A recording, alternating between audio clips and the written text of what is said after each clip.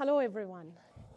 Sorry for this paper because seriously, I'm not a speaker, I'm a writer, so would take my apologies. Oh, thank you so much. In the quiet of your heart, where thoughts may stray, a world of truth begins to find its way. With every word, a door begins to creak, revealing answers you were too scared to seek. This is a poem which I wrote, and I don't know when, but it kind of creates a dialogue with my soul. And I was writing, I don't know since when, a brief of which I could say and tell you about myself was I was reading and writing due to my army background. My father was a colonel in the army, and so the reading and writing came from the very beginning. But I never realized the power it had and what it can do for me and for others and for everybody. This I realized. I would like to tell you something. I was talking to one of my very best friend, and one day she came up to me with sharing her thoughts, and one sentence from her stopped me in my tracks, and she said, "I feel dead inside." I was like, whoa, how can you say that? And why are you saying that? I didn't stop her at that moment, but I asked her, if you feel dead inside, how can you feel those many things? There is something which is still alive in you, which you are feeling right now, and you want to share it. You want to live, but there is fear inside you which is not allowing you to do that. Would you like to write about it? She said yes.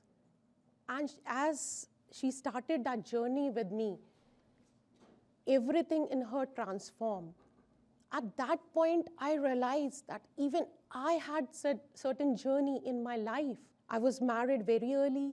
Like, that's not a big thing in India. Back, we tend to get married early. Have children, take responsibilities, do all the things for others, but nothing for us. But what I did for myself was, I kept on writing, and I never realized that. I used to write poems, I used to write short stories, I was given a diary back then, and a diary back then when I was like 10 or 12 was a big thing. I'm now around 47, so I was 10. So big thing to have a diary with you and have a beautiful pen which my father gifted me. So I kept on writing my thoughts. I was born in an introvert family. Then when I got married very early, unfortunately, again, with the same circumstances, I had an introvert husband. I couldn't communicate. I was going in the shell. What escaped me from that was the only thing which I kept on writing in the form of poems, which kept me going. But when this happened, when my friend told me that I'm dead inside, I asked her to write something, what she's feeling. And then I thought what I was also writing was sharing my emotions, everything into my writing. And that's how my journey began. And that's how this Write Up Your Soul began. So I founded a Write Up Your Soul very later in my life. I had gone through a lot in my life. I lost my husband also in 2020. And my children were high school graders, and one was small. I couldn't do anything. I couldn't get up from my bed also. Again, what helped me was the power, and the thing which I could do was write my emotions onto the papers. Later, I realized that it had such a therapeutic power, such a healing power that you cannot pass through it. I thought, why cannot I do it? So let me introduce myself. I'm Sarita Chauhan, founder of Write Up Your Soul, and this led to a journey. And now when I stand here, I see so many of you having a story to be told out there. Every one of us has a story, everything inside us which we can share and leave a legacy. Like Carissa also said when she was talking, like, write the sentence, right? Bring the change. When Patricia said, So what is something which goes from inside, your soul, your feelings?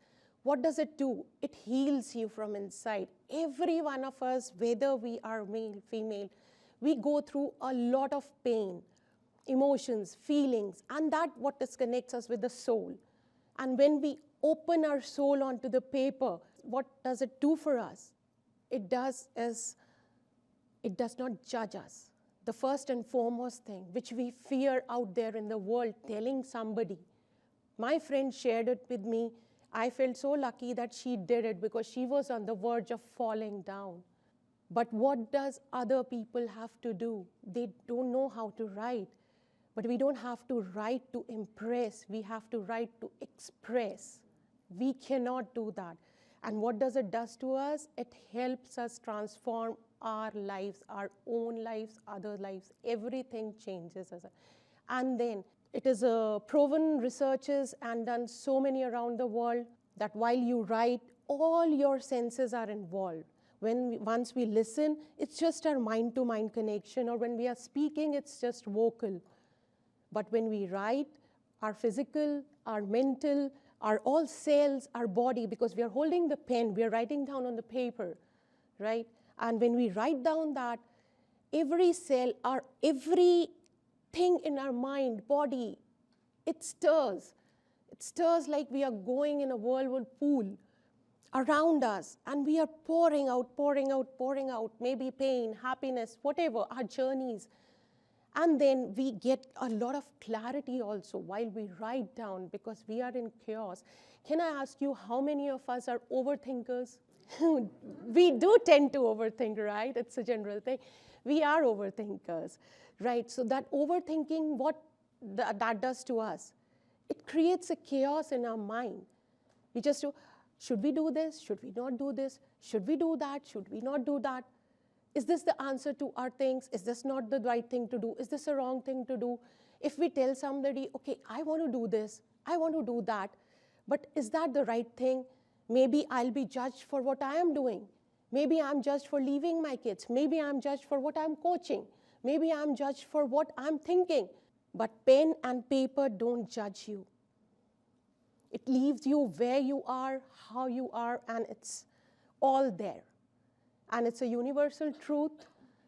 You can see, even Nelson Mandela, when he was in prison, he said that the freedom which pen and paper has given me inside the prison, nobody has given me. He was there for 30 years without anything, just his pen and paper. That gave him the purpose all along his life and his path.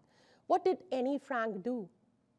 She wrote the diary at 13 years of age when she didn't have anybody to share, anybody to support, do any damn thing. So I would leave you with just one question. Write up your soul with your feelings whenever you feel like doing the thing. Write to, not to impress, but to express. Thank you so much.